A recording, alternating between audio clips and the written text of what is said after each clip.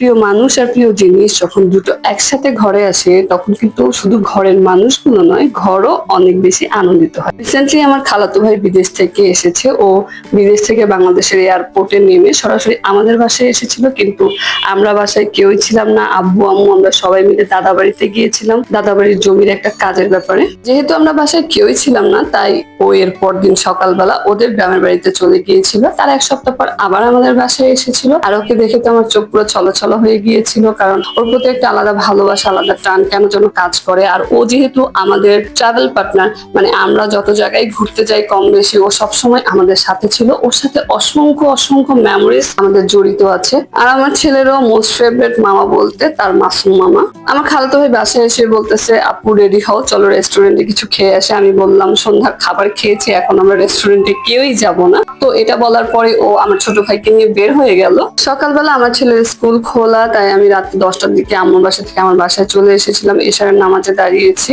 আর আমার ছেলে সোফার মধ্যে বসে টিভি দেখতেছিল। হঠাৎ করে কে যেন দরজায় নক করতেছিল। আমার ছেলে খুব ভয় পাচ্ছিল, বারবার আমার কাছে গিয়ে বলতেছিল, মামুনি দেখো কে যেন দরজায় নক করতেছে, দরজাটা খুলো।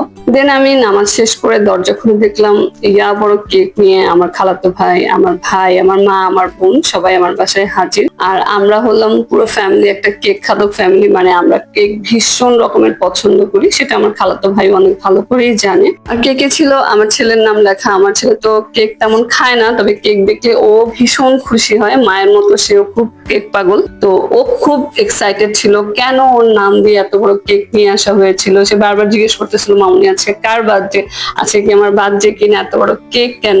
কেক দেখে তো আমার ছেলের মনে প্রশ্নের কোনো শেষ নাই, সে তো খুব খুশি।